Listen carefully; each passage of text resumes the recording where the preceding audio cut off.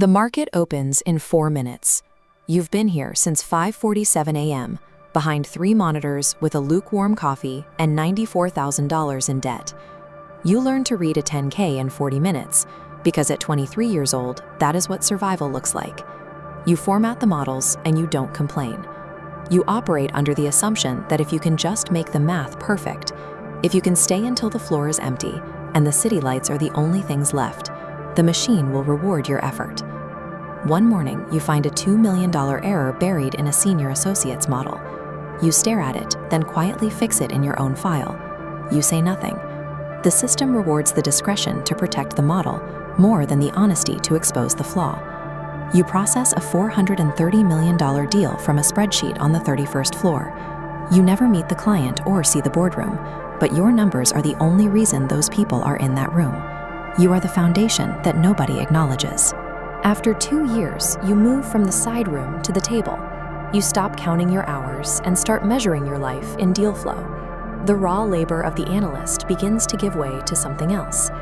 At the vice president level, you are the one explaining a covenant breach scenario to a CFO. You don't flinch because you've run that scenario 40 times in the past week. When the numbers get complicated, the room stops looking at the managing director and starts looking at you. You model the leveraged buyout of a regional logistics company. The math shows that achieving the necessary margins requires significant operational cuts. You present the EBITDA margins cleanly, without modeling the human cost in Ohio.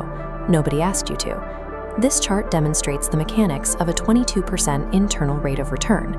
To reach that target, you restructure the target company's pension obligations post-close. In the meeting, the focus remains entirely on the executability of the deal. The retirees are a variable that has already been solved. You begin to see which sovereign fund is quietly building a position before any disclosure is made. You know which companies are about to run a strategic review before it's announced. You don't trade on this information, but the knowing makes you more decisive. You are building a network of mutual utility, VPs and associates who feed you information because you protect them in return. Then you lose a $2.8 billion mandate. Your numbers were perfect, but a competing director belonged to the exact same private club as the chairman. Within a month, you joined 2 clubs. Capital follows political alignment and regulatory familiarity. A handshake executes the trades that a spreadsheet cannot reach. You spend your nights at dinners with ministers in Zurich and Abu Dhabi because the relationship is the business. As a partner, your name is on the door. You have a carried interest in the fund, which changes the scale of your focus. You ignore these rapid, volatile spikes of the annual bonus cycle. Your wealth now compounds over a 5-year fund cycle. You stop thinking in quarters and start thinking in decades, aligning your personal outcomes with the long-term acquisition of global assets. You sit on internal credit committees and vote to approve $900 million in revolving credit for a client with a deteriorating balance sheet.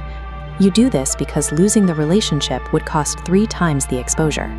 The bank views you as the sole conduit for these clients. You are the one who secures the anchor investment from a Gulf sovereign wealth fund, ensuring your firm is one of only 3 allowed to touch the deal. At 71, you sit in a boardroom in Geneva with 3 other people. There is no agenda and no Bloomberg terminal. You manage a $90 billion book that 3 central bank governors know by heart. Your capital has reached a level of systemic mass where your positioning precedes the market. You don't need to see the trend. Your deployment decisions move the price discovery for everyone else. 2 years before anyone else, you see a currency block facing liquidity stress. You structure accordingly, not to trigger the event, to be on the right side when it arrives. When it happens, your funds gain. The press calls it prescient risk management. The consequences of these decisions are distributed across so many jurisdictions and institutions that they are impossible to feel.